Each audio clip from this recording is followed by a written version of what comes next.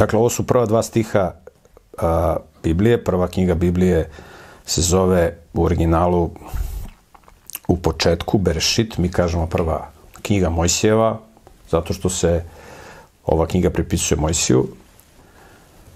Najverovatnije da je on pisao celu knjigu. Dakle, tekst kaže u početku stvori Bog nebesa i zemlju. U originalu piše u početku stvori bogovi, dva neba i zemlju. Tako piše u originalu. Ovo sad nije ekstremno bitno za neko šire razumevanje, ali dobro je da se razume šta piše u tekstu. Znači, u tekstu u originalu piše Berešit bara Elohim et hašamaim ve et harec. A ovde se u ovom prvom stihu za ime Bog koristi hebrejska reč Elohim. Elohim je oznaka za mušku množinu. Zato što ima nastavak im. Ispred imenice Bog, ovde se koristi u hebrejskom Elohim. Vidjet ćemo na nekim drugim mestima koriste se druga imena za Boga, kao što je Jahve, ili neko izgovara Jehova. Mi ćemo koristiti reč Jahve. To je onaj čuveni tetragram, reč koja se sastoji, ime koje se sastoji iz 3 slova Jud, He, Vav, He, koje ukazuje na jednu vrlo bitnu osobinu Boga, da je on večan. Jer Božje ime Jahve, vidjet ćemo kasnije, se sastoji iz 3 izjave: onaj koji je bio, Haja, onaj koji jeste, Hove, onaj koji će biti, Jihje. Kada se ove 3 izjave preklope, dobija se ime Jahve. To je jedno Božje ime koje će se kasnije najviše koristiti.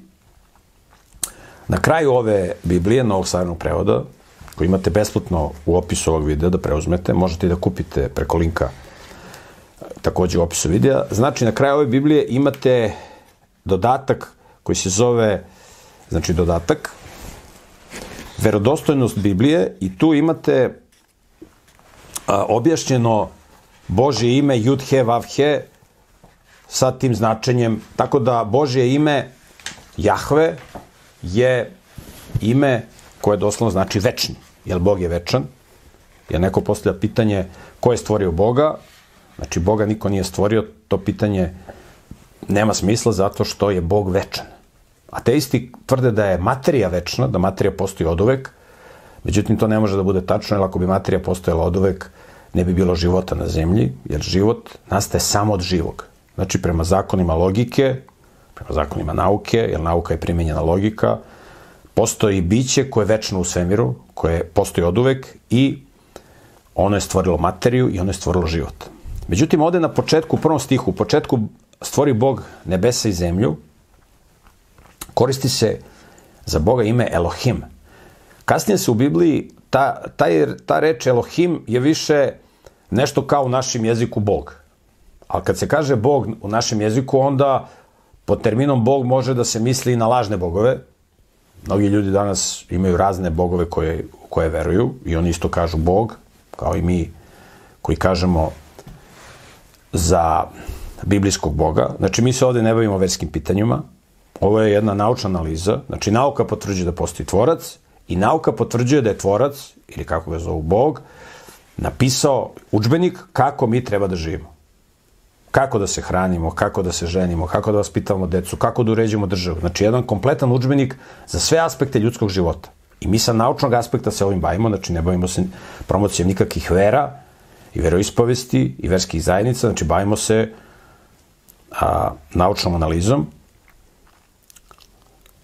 jer sa aspekta udžbenika koji nam je Bog dao, sa aspekta Biblije, postoje 2 grupe ljudi, oni koji su na strani Boga i oni koji su protiv. Znači, Biblija se ne bavi verskim zajednicama ni nekim drugim pitanjima po kojima se ljudi danas dele.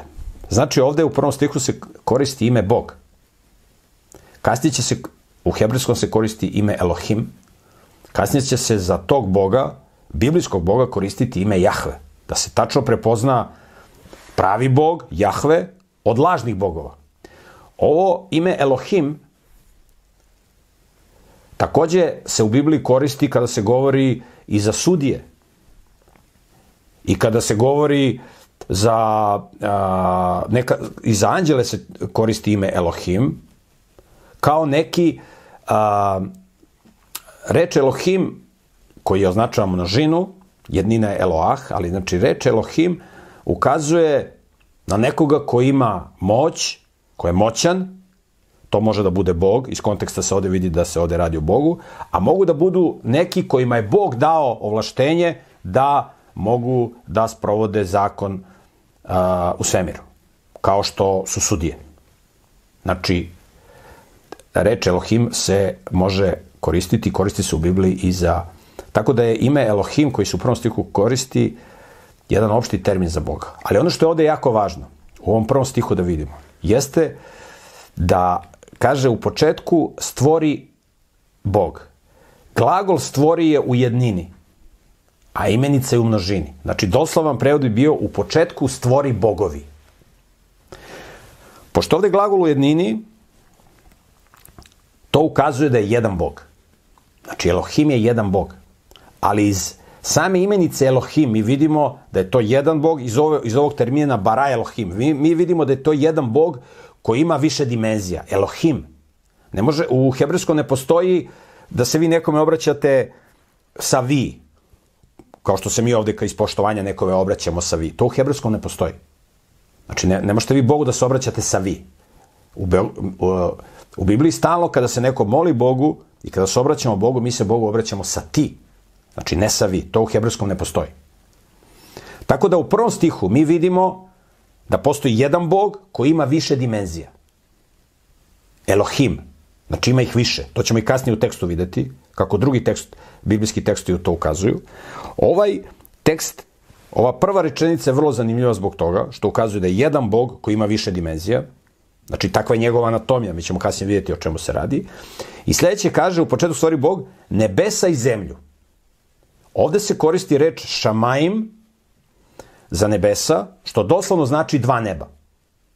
Znači, Bog je u početku stvorio dva neba i zemlju. To je doslovan prevod.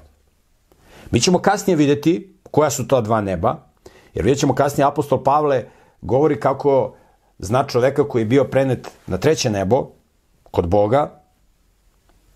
Znači, očigledno, na osnovu biblijskog teksta, to ćemo vidjeti kroz biblijski tekst, tako, kako ga budemo čitali,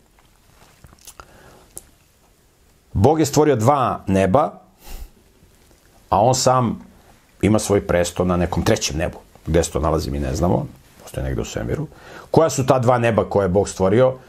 Na osnovu biblijskog teksta možemo da zaključimo da je to ovo atmosfersko nebo, gde mi živimo, koje nam omogućuje da možemo da dišemo. U tom nebu, je tako, lete ptice i tako dalje. I postoji to zvezdano nebo, gde su sunce, mesec, zvezde, galaksije i tako dalje.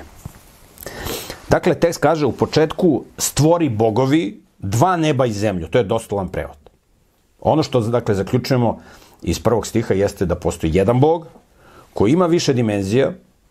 Mi ćemo kasnije vidjeti, jer kad se koristi u hebrejskom jeziku postoje dve množine. Postoji dual, kad je nastavak aim, kao što je ovde šamaim, znači dva neba, i postoji više od dva, kada je nastavak im, to je ovde Elohim. Mi sad ne znamo koliko je to više od dva, kada se govori o Bogu, o njegovom biću, da li je 3, 4 ili više. To ćemo kasnije kroz biblijski tekst da vidimo da su u pitanju 3 dimenzije ili 3 lica. Znači, Bog po svojoj anatomiji je biće koji ima 3 dimenzije, koje čine jednog Boga. Znači, u pitanju je jedan Bog, nema više bogova nego jedan Bog.